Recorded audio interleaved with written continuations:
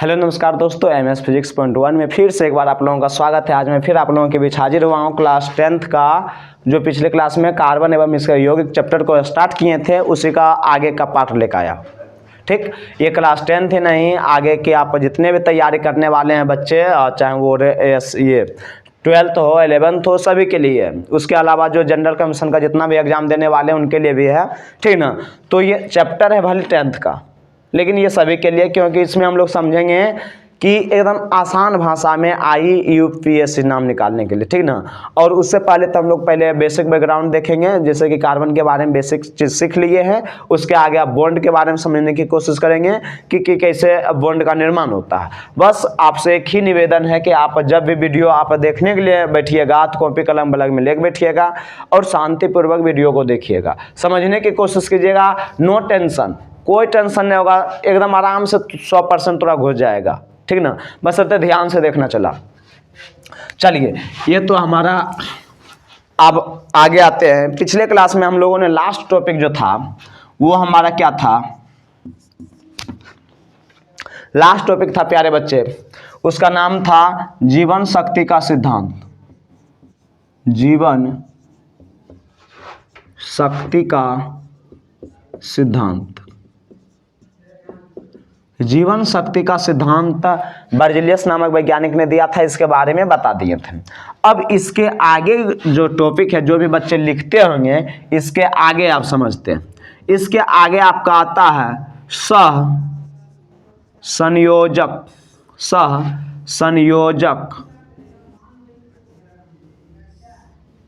सहसंयोजक बंधन, इंग्लिश में कहते हैं कोवैलेंट बॉन्ड।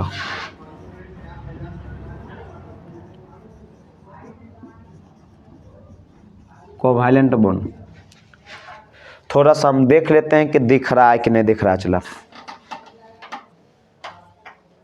चलिए, दिख रहा है। अब हमारा टॉपिक क्या है? सहसंयोजक बंधन। बहुत सारा इसमें दिक्कत होता है, चला ठीक ना। समझने की कोशिश करेगा, शांतिपूर्वक समझेगा, दिक्कत नहीं होगा। आय के बाद तो हर सब टेंशन खत्म, एकदम कोई दिक्कतें नहीं होगा। सहसंयोजक बंधन समझने में कोई दिक्कत नहीं होगा। ठीक, अब समझते हैं कैसे समझेंगे। देखिए, डेफिनेशन तो पहले बोल देते हैं। जब दो कार्बन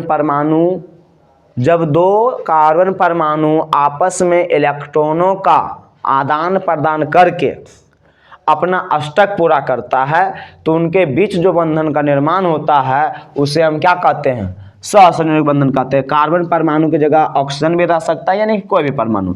तो ये डेफिनेशन लिख देते हैं। जब दो परमाणु आपस में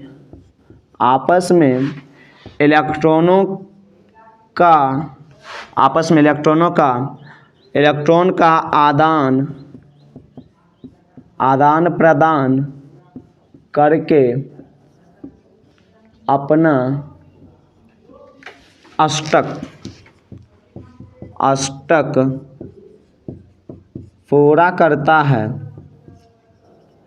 पूरा करता है, तो उनके बीच बनने वाला रासायनिक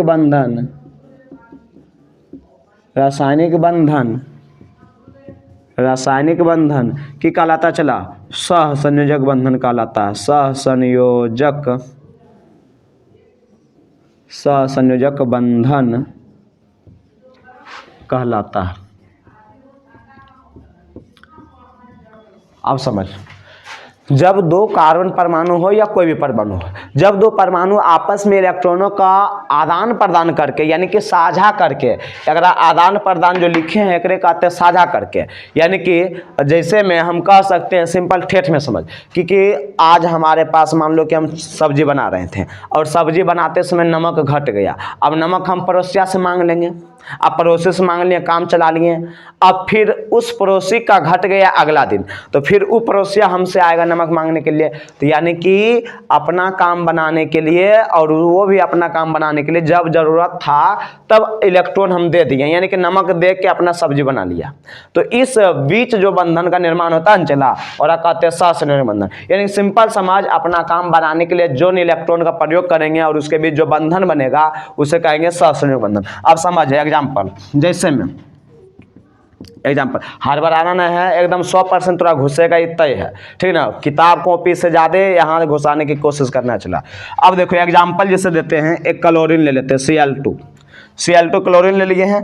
अब क्लोरीन की परमाणु संख्या होता है 17, यहाँ हम लिख देते हैं क्लोरीन के परमाणु संख्या होता है 17, इलेक्ट्रॉनिक कॉन्फ़िगरेशन 2 8 7 होता है, यानी कि अंतिम कक्षा में 7 इलेक्ट्रॉन।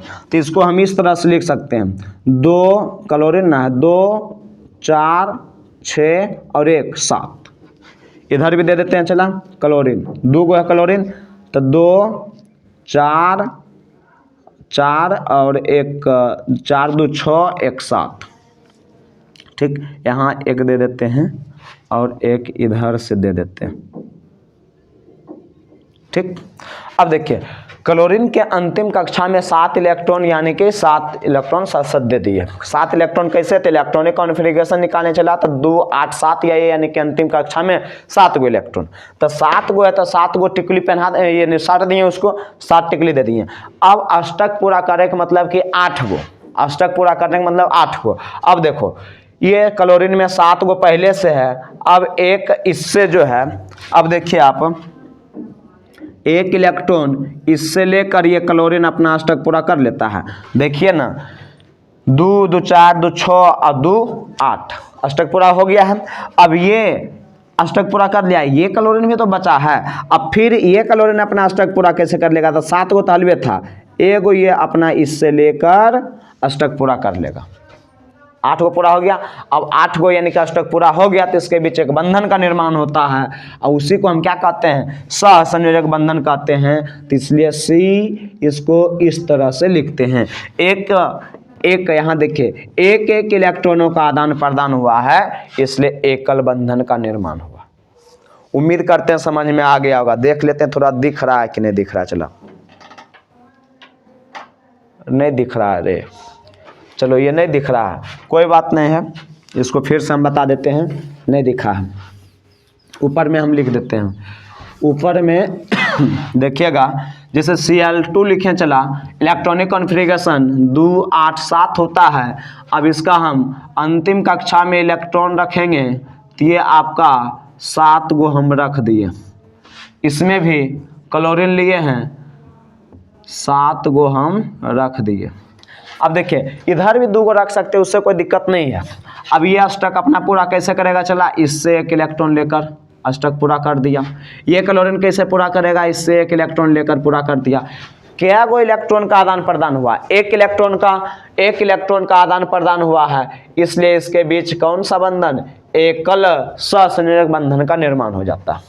उम्मीद करते समझ में आ गया होगा। डेफिनेशन में क्या कहता है, जब दो परमाणु आपस में इलेक्ट्रॉन का आदान प्रदान करके मतलब साझा करके अपना अष्टक मतलब 8 गो, जब कोई परमाणु आपस में इलेक्ट्रॉनों का आदान प्रदान करके हेरफेर करके अपना अष्टक मतलब 8 गो पूरा लेता है, तो उनके बीच एगो रासायनिक बंधन बनता है, इनके बीच एगो बंधनमा बनता चला, ओकरे की कहते हैं, सहसंयोजक बंधन कहते हैं।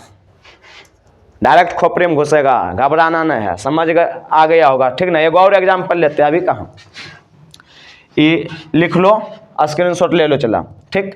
अब आगे अगर फिर मिटा देते हैं हम, फिर दूसरा एग्जाम्पल लेते हैं। दूसरा एग्जाम्पल जैसे ऑक्सीजन O2 है, ठीक। ऑक्सीजन O2 है चला, तो ऑक्सीजन का परमाणु संख्या 8 होता है, तो इलेक्ट्रॉनिक कॉन्फ़िगरेशन 2 और 6 होगा। तो तू ही बोल अब चला कि अंतिमा में 6 गो इलेक्ट्रॉन, तो कितना हो जाएगा, 6 गो 2 2 4 2 6, यहाँ भी 2 2 4 2 6 इलेक्ट्रॉन दे दिए हैं। 2 गो ऑक्सीजन था तो O2 का निकालना है, ठीक ना। तो 2 गो इलेक्ट्रॉन था, ये 2 गो परमाणु था तो 2 गो लिख दिए। अब ये अष्टक पूरा करेगा चला, तब ये बंधन का निर्माण होगा।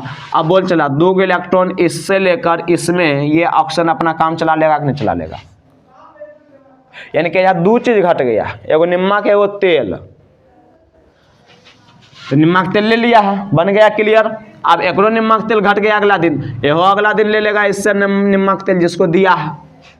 तो देख आदान प्रदान करके अपना काम बना लिया, काम बना लिया तो बंधन बन गया, बंधन बन गया चला तो कौन बंधन, तो सहयोग ना किया एक दूसरे से, तो सह संयोजक बंधन, एक दूसरे के सहयोग कर रहा, साझा कर रहा, तो सह संयोजक बंधन।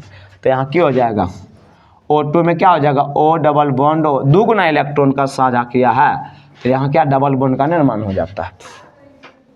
उम्मीद करते हैं थोड़ा खोपड़ी में घुस रहा होगा, ठीक है ना, घबराना नहीं, चला देखते रहा, ये समझ में आ गया होगा। एक और एग्जांपल लेते हैं, घबराना नहीं है, फिर से इसको आप मिटा देते हैं, चलिए मिटा दिए। अब अगला एग्जांपल एक और ले लेते हैं। मान लीजिए अगला ले लेते हैं नाइट्रोजन N2। अब नाइट्रोजन का होता है परमाणु संख्या 7, इलेक्ट्रॉनिक विन्यास कॉन्फ़िगरेशन होगा, यानी कि इलेक्ट्रॉनिक विन्यास होगा 2 5। तो अंतिम कक्षा में कितना, 5 इलेक्ट्रॉन। देख चला, 2 गो नाइट्रोजन है, N 2 गो दे दिए। अब बोल ऐजा 5 गो नहीं चाहिए, 2 2 4 और 1 5 ऐसे दे देते हैं, 2 यहाँ अब क्रॉस भी दे सकते हैं, 1 2 3 4 5 इलेक्ट्रॉन को प्रदर्शित करते हैं, ठीक। अब बोल चला तो और तो माइंड में बन जाना चाहिए, अब तक बन जाना चाहिए आप लोगों से, ठीक ना। तो ध्यान से पहले बोल कि ई अपना नाइट्रोजन जो है वो अष्टकवा पूरा करेगा, अष्टकवा मतलब 8 गो, क्या गो इलेक्ट्रॉन, 8 गो। अब बोल चला ये 5 गो तो पहले ये सत क्या गो चीज पहचानेगा, 3 गो चीज, नमक तेल हल्दी। अब देख ये नमक तेल हल्दी से ले लिया 3 चीज, अगर सब्जी बन के तैयार हो गया। अगला दिन एकरो है मामला गड़बड़ा जाता है, अब फिर एक से नमक तेल हल्दी इससे लेगा 3 गो, नमक तेल हल्दी लिया, सब्जी एकरो बन के तैयार, सब्जी बन गया, सहयोग करके यानी सहसंयोजक बंधन का निर्माण हो गया। तो बोल चला ये N2 में क्या गो चीज घटा था, 3 गो न चलवा, 3 गो। तो बोल क्या बंधन, 3 बंधन। नहीं बुझाया, बुझा गया होगा, ठीक। उम्मीद करते हैं आपको अब समझ में आ गया होगा, चला। और समझ में आ गया तो इसका स्क्रीनशॉट लिया जाए और चैनल को सब्सक्राइब किया जाए। चैनल सब्सक्राइब हो जाएगा तो फिर शेयर भी कर देना, ठीक ना। चलो स्क्रीनशॉट देख लेते, थोड़ा सा दिख रहा है पहले, और डेफिनेशन मुँह कट रहा था, 1 मिनट थोड़ा सा, चल ठीक है, आ गया है, चलो ठीक है, चलो थोड़ा सा डेफिनेशन कट रहा था, अच्छा अब कर दिए हैं, आ गया होगा। अब स्क्रीनशॉट ले लास्ट में, ठीक। उम्मीद करते हैं समझ में आ गया होगा आपको, स्क्रीनशॉट ले लिए होंगे उम्मीद करते हैं। अब हम लोग आगे बढ़ते हैं, इसको मिटा देते हैं। अब देख थोड़ा सा एक पॉइंट लिख लेना है, सहसंयोजक यौगिक सहसंयोजक बंधन जो होता है ना, इसका सहसंयोजक बंधन का यानी कि सहसंयोजक यौगिक इसमें आ जाएगा, कंपाउंड यदि ले लेते हैं तो इसका क्वथनांक जो होता है कम होता है। इसका क्वथनांक क्या होता है, पॉइंट लिख लेना, क्वथनांक जो होता है, क्वथनांक एवं द्रवनांक क्या होता है, कम होता है। सहसंयोजक बंधन या सहसंयोजक यौगिक का क्वथनांक एवं द्रवनांक कम होता है, और ये जो होता है जल में ये पॉइंट लिखा रहे हैं, पहला पॉइंट नोट में, ठीक ना, पूछता है परीक्षा में। दूसरा पॉइंट, जल में अविलय होता है, जल में कौन सी होता है, सहसंयोजक यौगिक जो जल में घुलने वाला नहीं है, ठीक ना, कौन सी में घुलता है, तो कार्बनिक यौगिक में। जबकि कार्बनिक यौगिक जैसे बेंजीन ले सकते हैं, में घुल जाता है,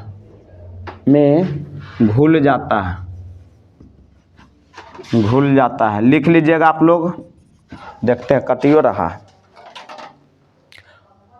अरे चल बा कट रहा है, लेकिन हम बोल देते हैं, अकेला वीडियो बना रहे हैं, चला बड़ी दिक्कत होता है, ठीक ना। हम बोल देते हैं जल में अविलय होता है, जबकि कार्बनिक यौगिक जैसे C6H6 में घुल जाता है, यानी घुलनशील होता है। उम्मीद करते हैं आपको समझ में आ गया होगा। यानी कि सहसंयोजक बंधन का क्वथनांक कम होता है, द्रव्यनांक कम होता है। जल में घुलने वाला नहीं है, घुलता है किस में? कार्बनिक यौगिक में। ठीक, उम्मीद करते समझ में आ गया होगा। चलिए इसको आप मिटा देते हैं, स्क्रीनशॉट ले लिए हमने। चलिए चला हो। हाँ, थोड़ा सा इसको इससे मिटा देते हैं। अगला चला, एक और एग्जाम्पल यदि हम लेते हैं, एक प्रश्न पूछता है कि सल्फर, सल्फर समझता है? चला थोड़ा बता देते हैं।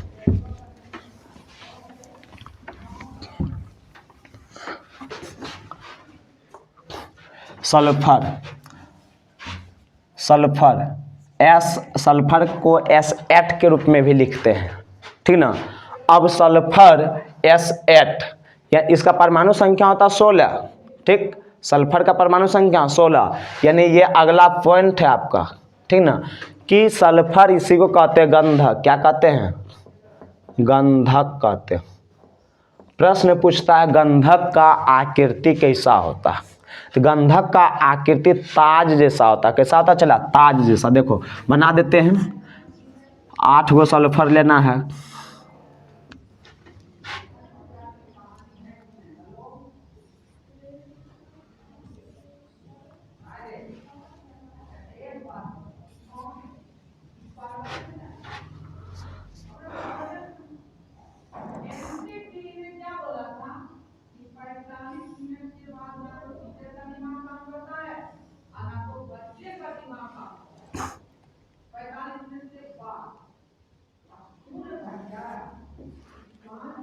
इसको जो है यहाँ ना लेके यहाँ करेंगे, चला यहाँ करेंगे और इसको यहाँ लिखेंगे थोड़ा सा और इसको नीचे लिख देते हैं।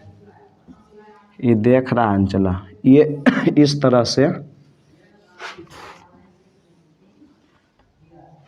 इस तरह से मुकुट का निर्माण कर देता है। यहाँ देखो सल्फर में क्या हुआ? अंतिम में सल्फर 16 होता है, यानी कि 2 8 10 10 6 16, 6 गो। अंतिम कक्षा में 6 इलेक्ट्रॉन, तो 6 इलेक्ट्रॉन दे देंगे। 2 4 1 5 1 6, 6 इलेक्ट्रॉन, सब में 6 इलेक्ट्रॉन होगा, ठीक ना। 6 इलेक्ट्रॉन, 2 4 6, क्या टिकली?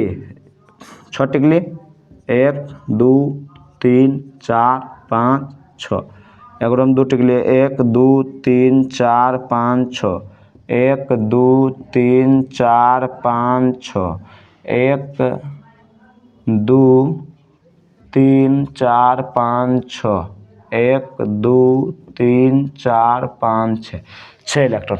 अब देख चला, ये तुम गौर से देखता होगा तो एक मुकुट जैसा, यानी ताज जो होता है ना, ताज जो सिकंदर पहनते थे, ठीक ना, ताज। तो ताज जैसा आजकल तो ये ताज एकदम इतना सस्ता आने लगा कि किसी का कहता ना बर्थडे हो तो मोबाइल पे ताज ले हैप्पी बर्थडे चोटा के एकदम फ्री में मिल जाता है, ठीक ना। तो ताज जैसा केकर आकृति है? तो सल्फर का, यानी गंधक का। तो गंधक का आकृति चला पूछता है, आकृति कैसा होता है? ताज के समान होता है, ताज के समान, यानी कि मुकुट के समान। इसी को मुकुट भी कहते हैं, मुकुट के समान होता है, ठीक। थोड़ा सा देख लेते हैं दिख रहा है कि नहीं। चला चल, हाँ दिख गया, चलो दिख रहा, ठीक। मुकुट के समान होता है। उम्मीद करते हैं समझ में आ गया होगा। आप देख रहे होंगे गौर से, तो ये ताज के जैसा दिख रहा। अब चला एकरा में एकर प्रयोग कहाँ करते हैं? सल्फर का प्रयोग कहाँ करते हैं पता है? सल्फर का आप लोग देखते होंगे, ऋषि मुनि जो है उनको कहा जाता है कि लहसुन प्याज नहीं खाना चाहिए, ठीक ना। क्यों? क्योंकि लहसुन प्याज में सल्फर और पोटासियम पाया जाता है, और सल्फर पोटासियम हाइपोथैलेमस को बर्बाद कर देता है। हाइपोथैलेमस यदि कंट्रोल नहीं है, हाइपोथैलेमस एक ग्रंथि होता है, बायोलॉजी में पढ़ेगा।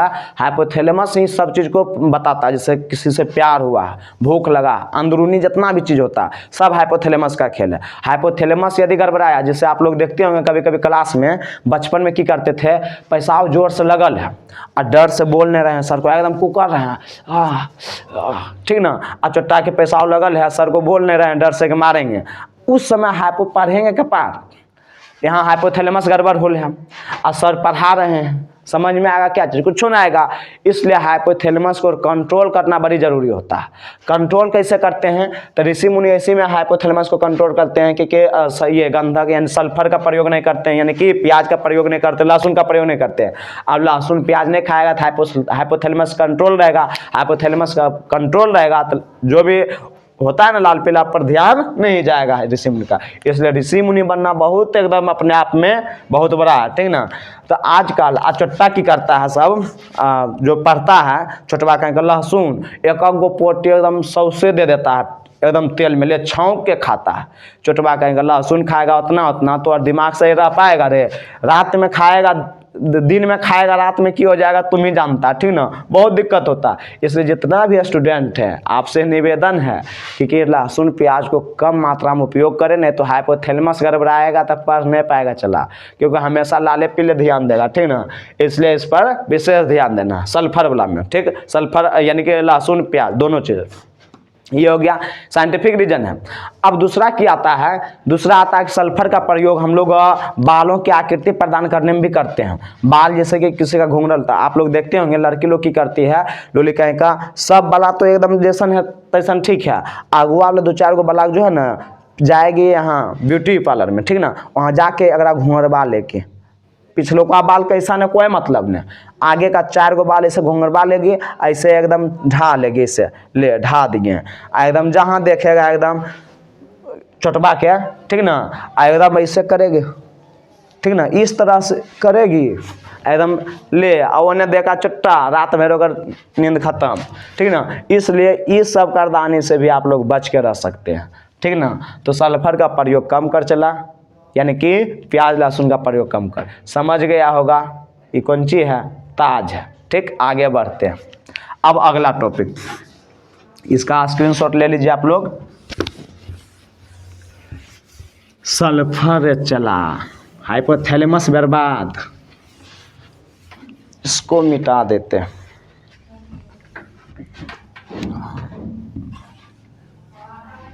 अब जो हम पढ़ेंगे चला अगला जो टॉपिक है ये है कार्बन का, जो है ना कार्बन की प्रकृति विभिन्न रूप में पाई जाती है। पहला प्रकृति समझने की कोशिश करते हैं, यानी कि कार्बन के सर्वतोमुखी,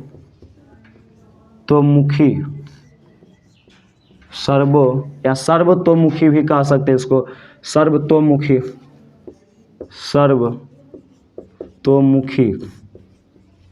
प्रकृति, यानी कार्बन देख लेते हैं, थोड़ा सा दिख रहा है, चल दिख रहा है। अब इसमें क्या चला, ये पहला आता है कि कार्बन के जो सर्वतोमुखी विभिन्न प्रकृति में, ये विभिन्न मुख्य में वो पाए जाते हैं कार्बन नेचुरल में। जैसे पहला समझते हैं, हम मान लेते हैं कार्बन की संख्या 5 है, कार्बन की संख्या 5 है। अब देखिए तो कार्बन के एल्केन पे निकालते हैं, एल्केन का फॉर्मूला होता है CnH2n+2। थोड़ा सा भी समझिए, आगे तो फिर समझाएंगे। कार्बन के ये n के जगह 5 लेते तो 5 दूनी 10 दोबारा हाइड्रोजन 12 हो जाएगा, ठीक, यानी कि हाइड्रोजन 12 गो। अब यदि इसका हम स्ट्रक्चर बनाते हैं तो देखिए किस तरह से बना सकते हैं। 1 2 3 4 5 ले लिए हैं। अब 12 गो हाइड्रोजन, 1 2 3 4 5 6 7 8 9 10 11 और 1 12, यहाँ सगर हाइड्रोजन, ये आपका बन गया है स्ट्रक्चर किसका, C5H12, यानी कि इसी को पेंटेन भी कहते हैं, इसका बन गया। अब यहाँ कार्बन के बीच सिंगल बॉन्ड चल जाएगा, क्यों, क्योंकि कार्बन को होता है 4 से प्यार। अब 4 को देख कार्बन के प्यार पूरा हो रहा है कि नहीं हो रहा, देखो कार्बन को पकड़े हैं 1 2 3 4, ई कार्बन के 1 2 3 4, ई कार्बन 1 2 3 4, ई कार्बन 1 2 3 4, ई कार्बन 1 2 3 4, सब कार्बन के प्यार पूरा। अब प्यार पूरा हो गया तो प्यारे तो पूरा करना है, ठीक ना। तो ये देख तो आप लोग देख रहे होंगे, तो ये कौन ची है, सीधा सीधी है, कौन ची है, ये सीधा सीधी है, तो कहेंगे सीधी सीधी, पहला सीधी श्रृंखला, सीधी कार्बन श्रृंखला। ये पहला जो गुण आएगा कार्बन के सर्वतोमुखी प्रकृति में पहला जो आएगा गुण वो आएगा श्रृंखलन, श्रृंखलन, श्रृंखलन प्रकृति, कार्बन की श्रृंखलन प्रकृति पहला होगी आपका सीधी श्रृंखला में। अब एक तो स्क्रीनशॉट ले ले, काहे कि उधर बताएंगे तो थोड़ा सा कट जाएगा, ठीक।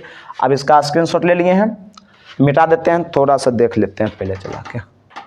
हाँ चलो अब अच्छा इसको मिटा देते हैं। अब स्क्रीनशॉट ले लिए, समझ गए होंगे। सीधा सीधी है, कार्बन देख रहा है ना, कार्बन सीधा सीधी है तो इसको कहते हैं सीधी कार्बन श्रृंखला, सीधी कार्बन श्रृंखला। अब आगे बढ़ते हैं, चला अगला देख, इसी का बनाते हैं 1 2 3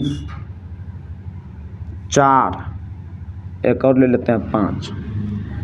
देख एक यहाँ कार्बन ले लेते हैं, हाइड्रोजन 12 गो, 1 2 3 4 5 6 7 8 9 10 11, इधर आ जाएगा आपका 12। देखो जोड़ देते हैं पहले,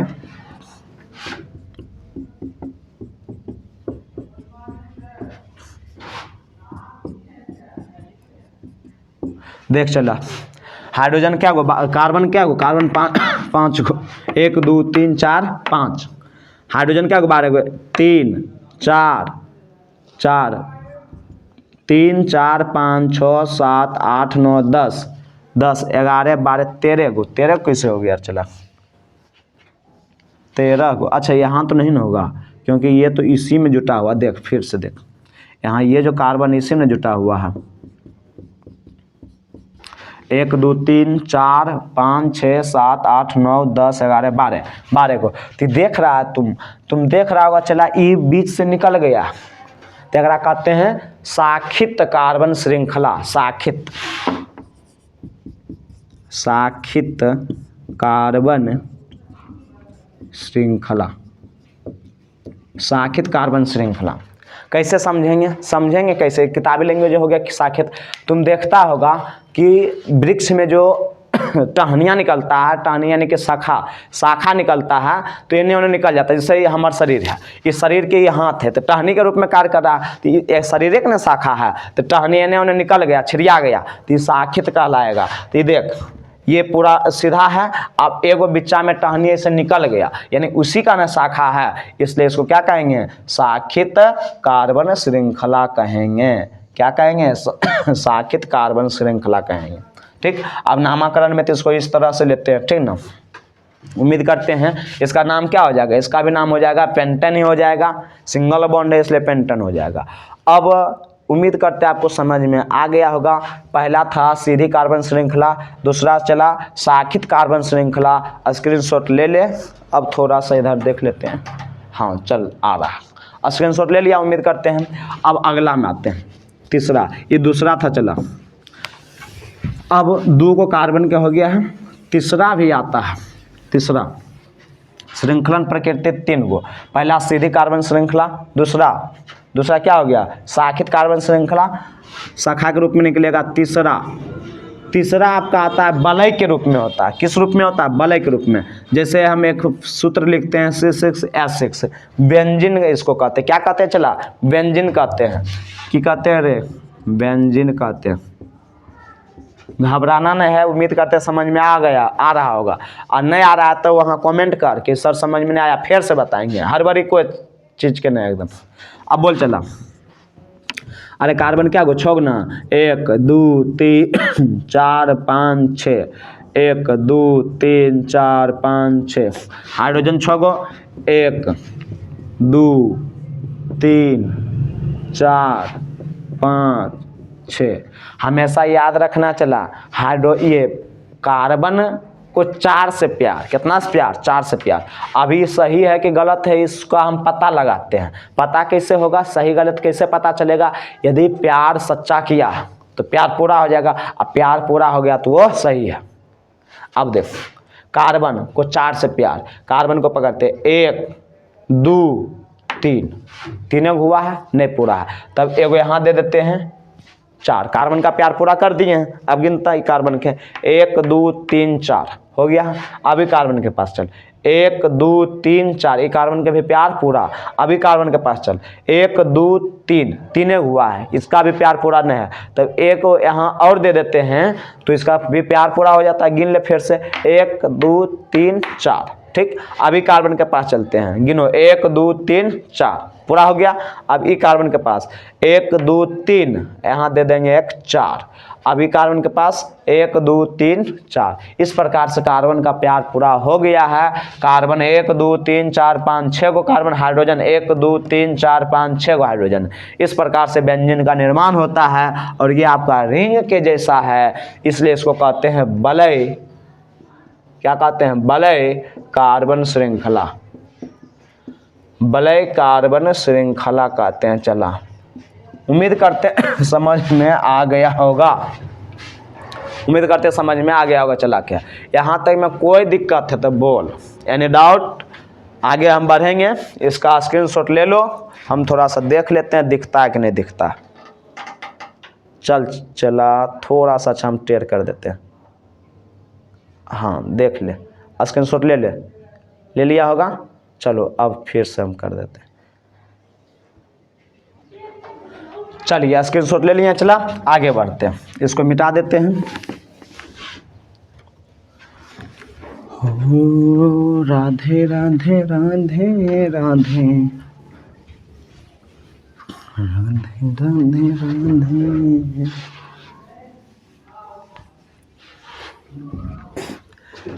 बोल चला, अगला जो है ना, अगला है कार्बन के अपरूप। समझ चला, अगला हेडिंग क्या है? कार्बन के अपरूप।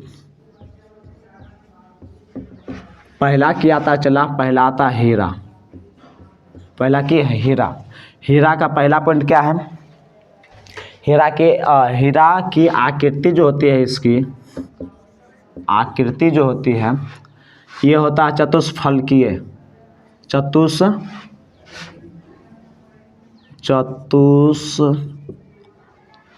चतुष्फलकीय।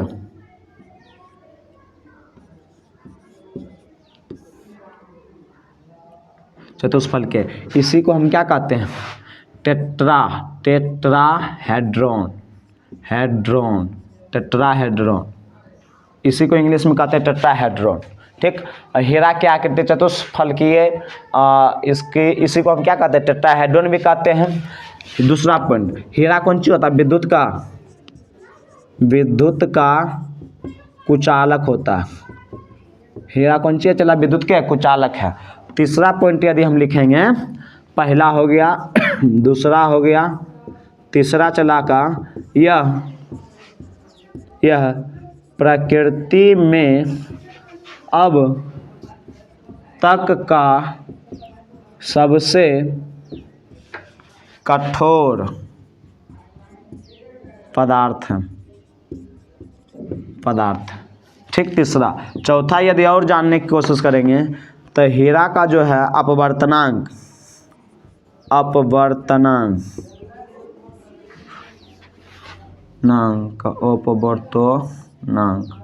अपवर्तनांक चला कितना होता है? हीरा का अपवर्तनांक 2.42 होता है, जबकि क्रांतिक कोण पूछा जाता है। चला क्रांतिक कोण कितना होता है? 24 डिग्री लगभग होता है, 24 डिग्री होता है, ठीक। हीरा से संबंधित, हीरा का आकृति कैसा होता है? चतुष्कोणीय या चतुष्फलकीय होता है। इसी को इंग्लिश में कहते हैं टेट्राहेड्रॉन कहते हैं। या विद्युत का कुचालक होता है। यह प्रकृति में अब तक का सबसे कठोर पदार्थ है। इसका अपवर्तनांक कितना होता है? 2.42 होता है। क्रांतिक कोण जबकि 24 डिग्री होता है। यह आपका हीरा से संबंधित था। किसका अपरूप है? ये कार्बन का अपरूप है। उम्मीद करते हैं आपको समझ में आ गया होगा। आ गया तो स्क्रीनशॉट ले लो। चला आगे बढ़ते हैं, देखते हैं थोड़ा सा दिख रहा है ना? चलो सब दिख रहा है। चलो आगे बढ़ते हैं। अब इसको मिटा देते हैं। दूसरा क्या चला रहे? दूसरा है आपका, अरे दूसरा है ग्रेफाइट। पहला पॉइंट क्या हो जाएगा? चला के पहला पॉइंट, इसका आकृति जो है वो षष्ठकोणीय होता है। आकृति यानी संरचना, आकृति चला षष्ठकोणीय कोणीय, षष्ठ कोणीय होता चला। दूसरा नंबर इसका पॉइंट क्या हो जाएगा, विद्युत का कुचालक होता है, विद्युत का कुचालक, सॉरी सुचालक, विद्युत का सुचालक होता है, विद्युत का सुचालक होता है। आप लोग देखते होंगे ग्रेफाइट देखते हैं, जो पेंसिल होता है, पेंसिल उसी में जो करका छिलते हैं तो करका जो दिखता है वही क्या होता है, वही होता है, ग्रेफाइट होता है। तीसरा पॉइंट, पहला हुआ चला के, पहला हुआ, दूसरा हुआ चलवा के, तीसरा रे चला, तीसरा क्या हो जाएगा, तीसरा तो और है, यह जो है मुलायम होता है, यह मुलायम, मुलायम एवं चमकीला भी होता है, मुलायम एवं चमकीला होता है। देख चला, ग्रेफाइट की आकृति षष्ठकोणीय होता है, विद्युत का सुचालक होता है, या मुलायम एवं चमकीला होता है। उम्मीद करते हैं आपको समझ में आ गया होगा, तो इसको लिख लीजिए, स्क्रीनशॉट ले लीजिए और तीसरा की ओर चलते हैं। ये दिख ही रहा होगा, ठीक, इसको अब मिटा देते हैं। अगला तीसरा की ओर चला, हो अगर तुम मिल जाओ जवाना छोड़। देखो अब तीसरा की है फुलेरिन, प्रश्न पूछता है चला, फुलेरिन एक चीज एकरा से पूछता है, एकरा में कार्बन परमाणु क्या गो, 60 गो। फुलेरिन में कार्बन के परमाणु की संख्या कितना है, 60 गो। एकदम पूरा पूछा जाता है, इसलिए एकरा तो लिख ले भी आई, भागी आई, ठीक ना। और दूसरा पॉइंट क्या हो जाएगा चला, अगर आकृति कैसा हो जाएगा चला, फुटबॉल की तरह हो जाएगा, फुटबॉल, ठीक ना, ball that is the goal, ठीक। उम्मीद करते हैं समझ में आ गया होगा। देख लेते हैं, चल दिख तो रहा है, चला लिख लिया है। अब कभी कभी इसका खोज पूछता है, नहीं ऐसे, यदि खोज पूछ देगा, खोज किसने किया है, तो ये अमेरिका के वैज्ञानिक थे, नाम की था बकमिंस्टर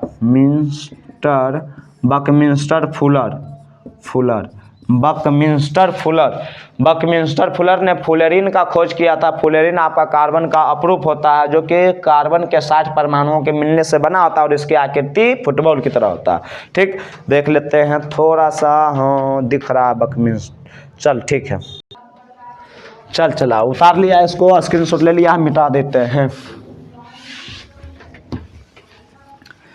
अगर तुम मिल जाओ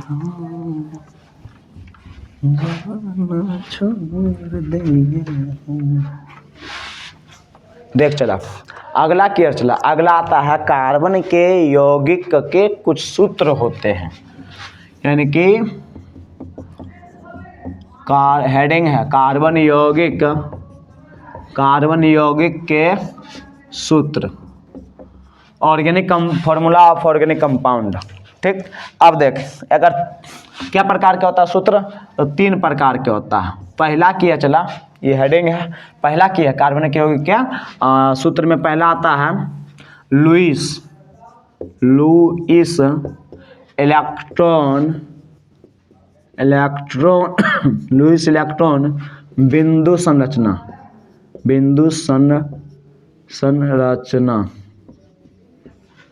संरचना। पहला हो गया लुईस इलेक्ट्रॉन बिंदु संरचना में है, इलेक्ट्रॉन आगे बढ़ेंगे तो हम समझेंगे। दूसरा का वाक्य चला, दूसरा का नाम क्या है, दूसरा का नाम है संरचना सूत्र, अगर तुम मिल जाओ जवान छोड़ देंगे हम। तीसरा क्या है, त्रिविम सूत्र, त्रिविम सूत्र, ठीक। उम्मीद करते हैं समझ में आ गया होगा, लिख लिया होगा, स्क्रीनशॉट ले लेकर देख लेते हैं। बार बार देखना पड़ता चला, मजबूरी तो समझ। यदि पढ़े मन लग रहा है तो लाइक कर, चैनल को सब्सक्राइब कर लो और लाइक की बटन दबा दो, शेयर भी करो दोस्त में। नहीं अच्छा लग रहा तो वह बोल दे, डिसलाइक को कर दे, लेकिन कर कुछ, वीडियो बनाएंगे तब ना। और इस चैनल पे तुमको तो बहुत कुछ मिलने वाला है, जैसा कि ये आपका चैप्टर ना है, इसके अलावा जो है आपको क्या क्या मिलेगा, जो 2011 का जितना भी 11 से 23 तक पूछा गया प्रश्न है ऑब्जेक्टिव, वो सब मिलेगा इस चैनल पे 2011 से 23 तक। इसके अलावा सब्जेक्टिव भी मिलेगा, फिजिक्स केमिस्ट्री बायोलॉजी का अलग अलग तीनों का। इसके अलावा हम नोमरिकल का भी कोशिश करेंगे, नोमरिकल और जो भारतीय विवरण पुस्तक है उसको भी जो उसका प्रश्न उत्तर है बताने की कोशिश किया जाएगा। पहले जुड़, सब शेयर कर, जुड़ेगा शेयर करेगा वीडियो देखेगा तब ना हम डालेंगे, ठीक ना। चल लिख ले, एकरा स्क्रीनशॉट ले लिया। अब एगो समझते हैं। पहला है लुईस इलेक्ट्रॉन बिंदु संरचना, यानी कि 90 में है चला इलेक्ट्रॉन बिंदु संरचना, यानी कि अगर हमें काम होगा तो होगा कैसे, इलेक्ट्रॉन से ही हो जाएगा, इलेक्ट्रॉन से ही काम हो जाएगा। जैसे में एग्जाम्पल एक लेते हैं, एक मान लो HCl ले लेते हैं। अगर तुम मिल जाओ, तो हाइड्रोजन के अंतिम कक्षा में 1 इलेक्ट्रॉन और क्लोरीन के अंतिम कक्षा में 7 इलेक्ट्रॉन बता चुके हैं, 7 इलेक्ट्रॉन। अब देख ये अपना अष्टक पूरा करेगा, चला ये 1 इलेक्ट्रॉन इससे ले लेगा,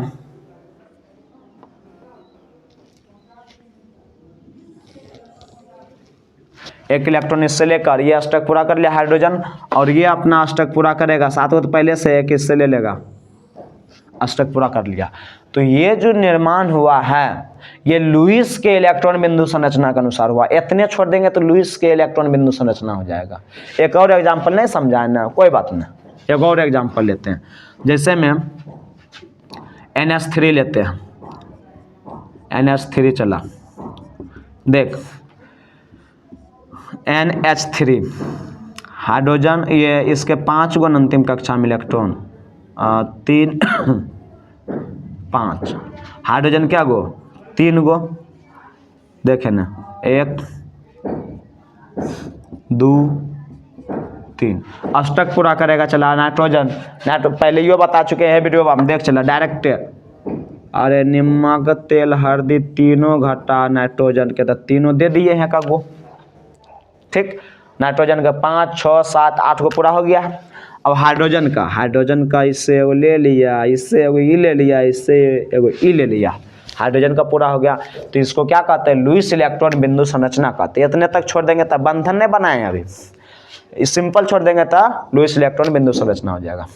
एगो और देख, एकरा मिटा देते हैं, अब स्क्रीनशॉट ले ले, उधर हम लिखेंगे तो शायद नहीं दिखेगा, इतना दिख रहा है ना, चल इतना दिख रहा, इसको हम मिटा, ये स्क्रीनशॉट ले लो, मिटा देते हैं चला। अगर तुम अगला रे एग्जाम्पल मान लो CO2 है, चला टुंची है रे, CO2 है, तो कार्बन चलवा के है एगो, ऑक्सीजनमा है दूगो, ऑक्सीजन के अंतिम कक्षा में 6 इलेक्ट्रॉन, 1 2 3 4 5 6, कार्बन के 4 से प्यार 1 2 3, अच्छा तो अगर ऐसे लिखते हैं, कार्बन के 4 से प्यार 1 2 1 2 2 2 4, ऑक्सीजन के 6 से प्यार 6 से प्यार 6 से प्यार, ठीक दे दिए। अब सब अपना प्यार पूरा करेगा, तो ऑक्सीजन को 2 गो घट रहा है, नमक और तेल घटाता है, कार्बन से ले लेगा नमक तेल, कार्बन को 4 गो घटा है, कार्बन को 4 चीज़ घटा है, तो यहाँ देख 2 गो एकरा से 2 गो एकरा से, दोनों से ले लेगा। ये कार्बन बड़ी होशियार होता है, ठीक ना, ले लिया। देख कार्बन के 4 गो 5 6 7 8, ये ऑक्सीजन के मामला इससे फिर बन जाएगा। इस प्रकार से CO2 का इलेक्ट्रॉनों का आदान प्रदान हो जाता है और CO2 का निर्माण हो जाता है, स्ट्रक्चर बन के तैयार हो जाता है, किसके अनुसार, लुईस इलेक्ट्रॉन बिंदु संरचना। उम्मीद करते हैं चला तो आप बुझा गया होगा। खोपड़ी में सीधा जा रहा है तो बोल हाँ, नहीं जा रहा तो हो बोल के नहीं घुसा है, फिर से घुसने की कोशिश करेंगे, ठीक। लेकिन समझाए बिना तो आगे नहीं बढ़ेंगे, एकदम इस तरह से पढ़ चला कि दूसरा के पढ़ा सकता है, ठीक। चल आगे हम बढ़ते हैं, ये समझ गया। अब इसको मिटा देते हैं, चलो अब दूसरा की ओर चलते हैं। अब दूसरा अगर मिटा देते हैं, दूसरा का नाम क्या है बोलते चला, दूसरा का नाम है संरचना सूत्र। संरचना सूत्र। संरचना सूत्र, संरचना सूत्र जैसे एगो CH4 ही ले लेते हैं, CH4। तो इसको कार्बन एगो, एकरा में हाइड्रोजन 4 गो, 1 2 3 4 4 4 4। देख ये हम बॉन्ड दे दिए हैं, single bond single bond single single single bond दे दिए। तो ये बंधन का जब निर्माण कर दिए हैं तो एकरे कहते हैं संरचना सूत्र। की कहते हैं? संरचना सूत्र। ये आपका हो गया संरचना सूत्र। एक नाम क्या है? मीथेन है। मीथेन या मेथेन कहते हैं। समझ में आ गया होगा। एक और जो एग्जाम्पल लिखे थे CO2 लिखे थे, CO2। इस तरह से देखो कार्बन एगो, ऑक्सीजन 2 गो, इस तरह से इलेक्ट्रॉनों का आदान प्रदान हुआ था, 2 गो। ठीक, ये आपका हो जाएगा संरचना सूत्र। किसका किसका चला? CO2 का संरचना सूत्र। एक और NH3 था, इधर लिखते हैं, यहाँ दिख जाएगा। एग्जाम्पल चला NH3। नाइट्रोजन यहाँ हो जाएगा, इलेक्ट्रॉन रह जाएगा, यहाँ हाइड्रोजन, यहाँ हाइड्रोजन, यहाँ हाइड्रोजन, NH3। अब यहाँ जो है ये लोन पेयर का निर्माण कर देता है इसमें। इसको हम जो शेष बच गया इसी को कहते हैं लोन पेयर, निर्जन जोड़ी इलेक्ट्रॉन। ठीक, तो NH3 अमोनिया में निर्जन जोड़ी इलेक्ट्रॉन का निर्माण रहता है, यानी बचा हुआ रहता है। ठीक, स्क्रीन ये पहले देखे थे, चलो दिख रहा। उम्मीद करते हैं कि तुम समझ गया होगा संरचना सूत्र भी। इसी को हम संघनित सूत्र भी कहते हैं। क्या कहते हैं? संघनित सूत्र। क्या कहते हैं? इसी को संघनित सूत्र भी कहते हैं। क्यों कहते हैं संघनित सूत्र? कौन सी होता है? तो जगह को कम करने वाला को संघनित सूत्र कहते हैं, यानी कि जगह को ये कम नहीं कर रहा है। पर इसमें देखो, इसमें इलेक्ट्रॉन बिंदु संरचना बनाया था, इतना दूर तक जगह ले लिया था, लेकिन दुइये को बॉन्ड देकर अगर काम चला दिए, जगह बच गया। तो इसको जगह कम करने के लिए संघनित सूत्र का प्रयोग करते हैं। उम्मीद करते हैं चलवा समझ में आ गया होगा। यदि समझ में आ गया तो बोल आगे बढ़ते हैं। ठीक ना, देख लेते हैं थोड़ा सा, 1 मिनट। चल हाँ, रिकॉर्ड तो हो रहा। चल अब तीसरा में आते हैं। चला इसको मिटा देते हैं। अगर तुम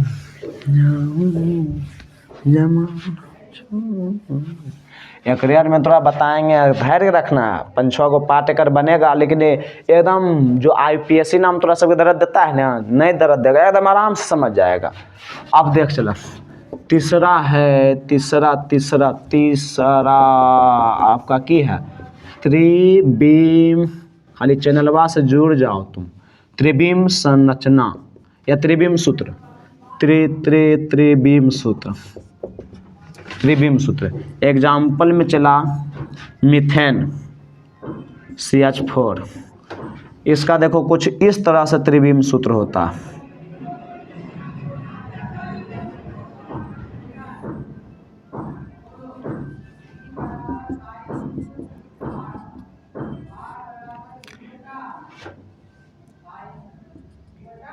डॉट में होता है, इस तरह से आकृति होता है। इसी को कहते हैं त्रिबीम संरचना, त्रिबीम सूत्र। ठीक, ये मीथेन का आपका त्रिबीम सूत्र हो गया है। उम्मीद करते हैं आपको समझ में आ गया होगा। देख लेते हैं थोड़ा सा। चल दिख रहा है, चल समझ में आ गया है। ये क्या हो गया आपका त्रिबीम संरचना सूत्र। इस तरह से लगभग आकृति प्रदान रहता है। इस तरह से देखता होगा, एक आकृति का निर्माण होता है। ये त्रिबीमीय होता है। ठीक ना, त्रिबीमीय। थोड़ा सा और इसको हम ये वाला को जो तनिश ना इधर टेढ़ कर देते हैं। ठीक, अब और थोड़ा सा बेहतर बन गया 3D। चलो उम्मीद करते हैं लिख लिया होगा। चलो ये है रहने दो। चलो स्क्रीनशॉट ले लो इसका। आगे हम अब बढ़ते हैं।